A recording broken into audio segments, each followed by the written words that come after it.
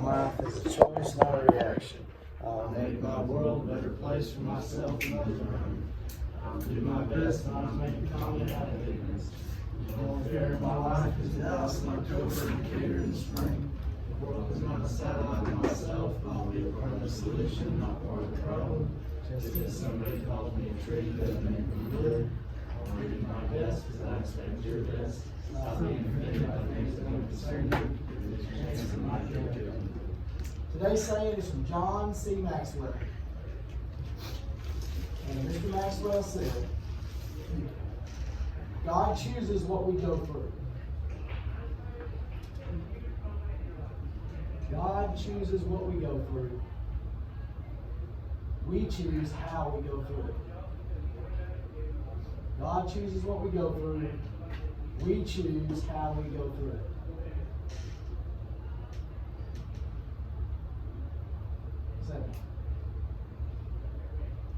God puts stuff in your life that you choose how you want to do it. Like, it gives you the opportunity, you have a chance to We decide whether or not to take a bite. We decide how our attitude is. We decide how we look at it. Stuff just happens. Whether it's good or bad, it's up to us. We make that decision. We quit, we stop, we whine, we cry, we just do it. Just go do it. Also, hey, what does that take? Chill. What does that take? 7 in the morning.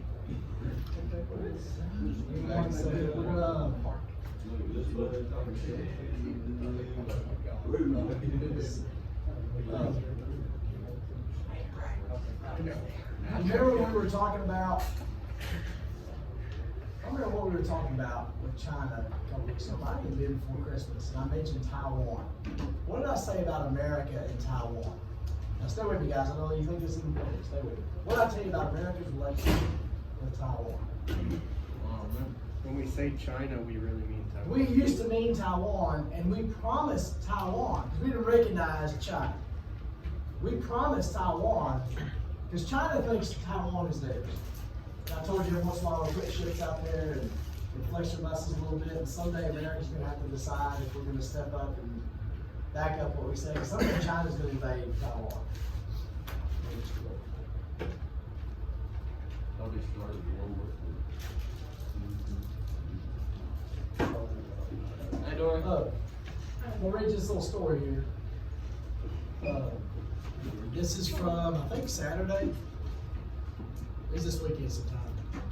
8 Chinese bomber planes and 4 fighter jets entered the southwestern corner of Taiwan's Air Defense Identification Zone on Saturday. And Taiwan's Air Force deployed missiles to, quote, monitor the incursion, the island's defense ministry said. So what has China done? They've broken You could argue they've committed an act of war by entering on purpose that country's airspace, because you control your airspace. And if someone has to ask permission to enter your airspace, and China has done that without permission. China, which claims Taiwan as its own territory, has conducted almost daily flights over the waters between the southern part of Taiwan and the Taiwan-controlled Pratas Islands in the South China Sea in recent months. It generally consists of just 1 or 2 reconnaissance aircraft. The presence of so many Chinese combat aircraft on this mission, Taiwan said it was made of 8 nuclear-capable H-6K bombers, 4 J-16 fighter jets was unusual. Does that mean China's about to attack Taiwan? We don't know. If that was to happen, would we have to make a decision? Because we promised, here's what we're going to do. Is that foreign policy? We promised we're going to defend you.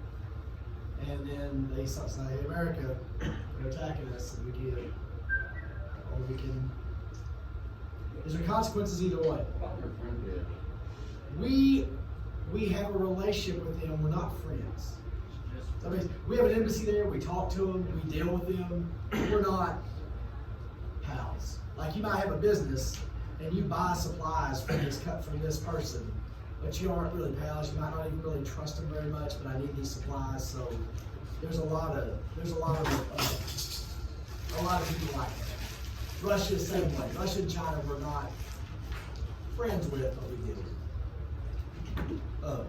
And there was something else here. I didn't lie to you, but I didn't really understand. I think most Americans don't really understand the full story most of the time. The $15 an hour minimum wage that was signed by President Biden, it's only federal. It's only federal right now. It's only federal employees. Probably, I can see this, you probably have to have a congressional thing to make it mandatory for everybody, but he just said that for federal employees. So if you want to work at Yellowstone or you're going to work at the Washington Monument, you're guaranteed $15 an hour. The CBO. What's the CBO? We learned about it, yeah, the Congressional Budget Office. What did I tell you? I told you a word they were. What are they? They're a, I need to remember this stuff. So a watch. Patrick, you're up. A watchdog group. Remember? They're not partisan. The Office of Management and Budget is partisan. They're with the president. The Congressional Budget Office just reports. Here's what's going on. They're not a member of Congress. They report to Congress. They report to us. They have said, let's see.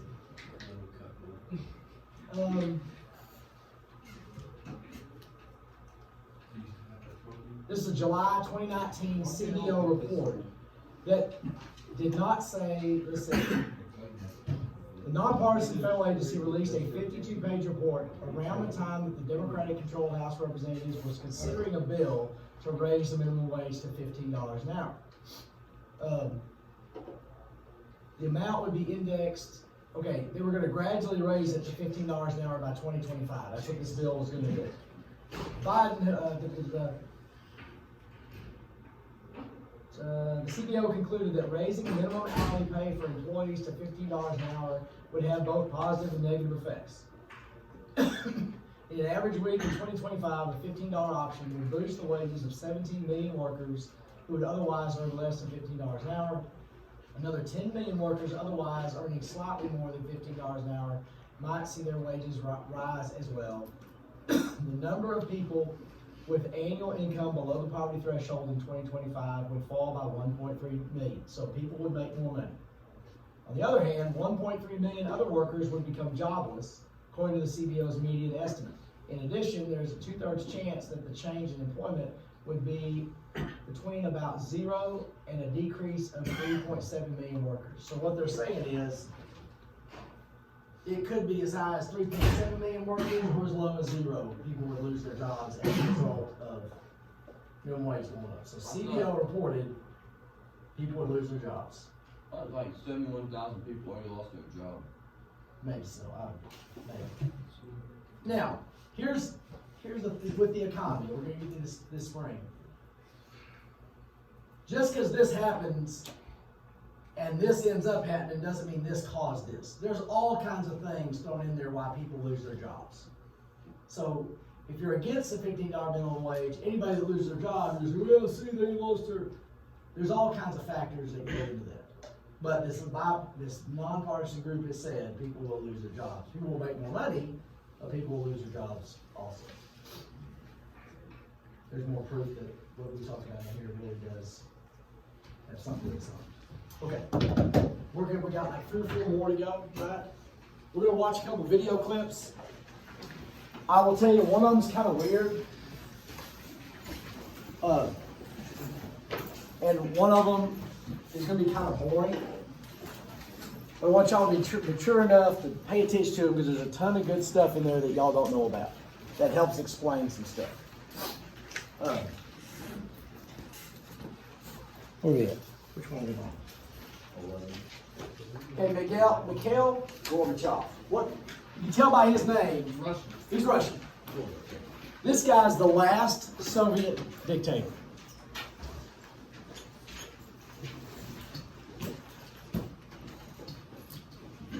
The last Soviet dictator.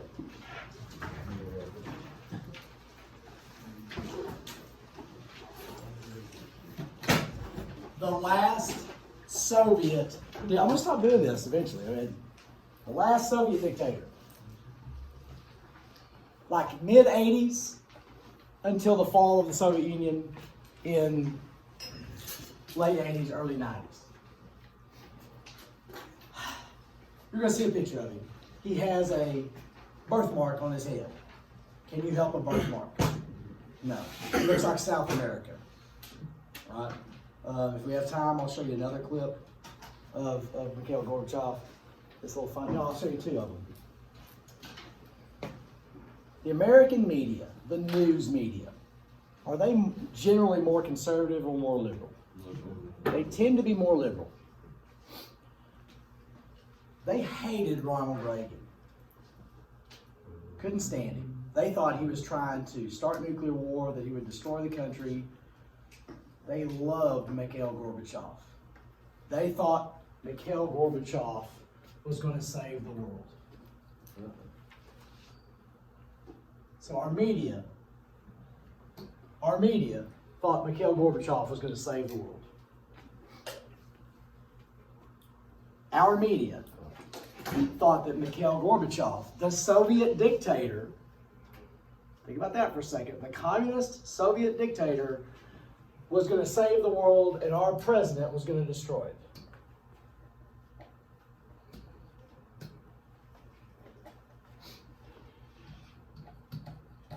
Or saw the world. Godzilla, bro.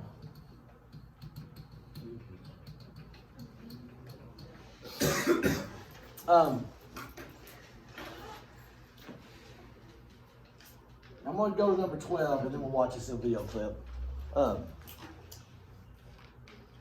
This was the very end of the Cold War when Gorbachev was in power. We didn't know it. I guess Reagan kind of knew it or kind of thought it. Reagan did two things. He wanted to build the economy. He wanted to destroy the Soviet Union. He increased our deficit spending on purpose. And the media jumped all over him for it. He felt like the American economy was stronger than the Soviet economy, and he believed in the American economy, so he cut taxes and increased defense spending, which raised the deficit. But if we increase defense spending and we're building more weapons, what do we say the Cold War was? It was an arms race. So if we start building new weapons, what's the Soviet Union have to do? They have to start building more weapons. We were running a marathon and America started sprinting. Does that make sense? We start taking off sprinting, come on and keep up with us. And Reagan really felt the Soviet Union, their economy can't keep up. If we take off sprinting, they can't keep up. And they tried to, and unknown to us, they were collapsing. Their economy was collapsing in the mid to late 80s. Perestroika and glasnost were two economic reforms.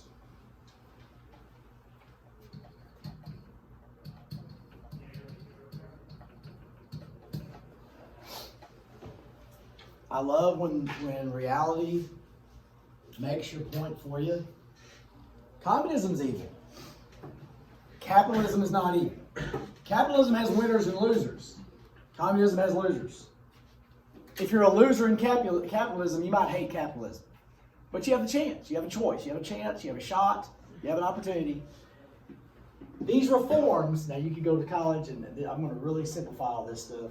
Basically, both of these programs ended up, it gave factory managers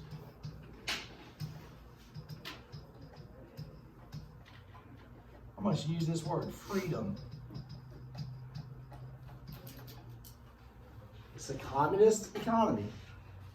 He gave the factory managers the freedom to set their own prices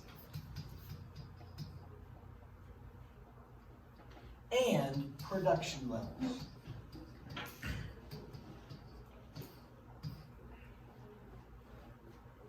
There's a word that was introduced in the Soviet economy because of this.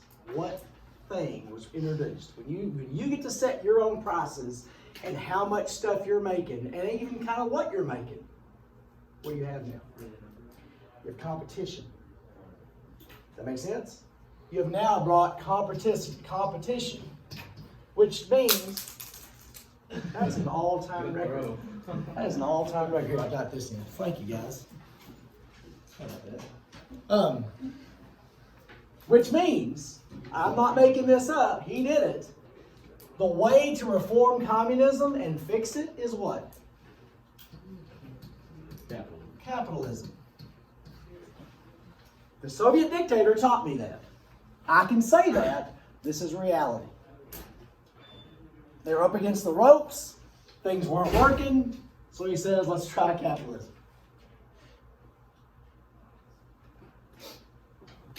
Now, I was in college, so I wasn't really paying attention to too much stuff. But this was so big, even I was paying attention to it. I think it was 1987. Reagan and Gorbachev went to Reykjavik, Iceland to discuss nuclear weapons. And going into it, everybody knew what they're going to discuss is reducing nuclear weapons. Soviet Union went there saying, they weren't saying we can't keep up, but they were going there like, we've got to stop this race. We can't keep going. We've got to negotiate. Now, do you remember when I told you about Star Wars, not the movie Star Wars? What was America's, what the media called Star Wars? Missile Defense System. I think they call it SDI in this film clip. Strategic Defense Initiative. You don't have to know that, but I just want you to know that. So Reagan, our country was in the beginning stages of trying to figure this out. Soviet Union is scared to death of that. Why are they scared to death? Once we figure that out, they're done. Then they're done. They have no more threat. They're not a threat to us anymore. So going into this, remember what's America afraid the most of at this time? Nuclear war, and that's a reality. That's a real, and going into this, there's the possibility we could limit that threat of nuclear war. So the world's watching this. This is a huge deal. Does that make sense? It's going to be kind of boring, but I want you to, it's about a 10-minute clip. I'll probably fast forward through parts of it. You're going to hear some people from the Soviet Union talking, from Russia. They have weird accents, and the people you can understand really is American.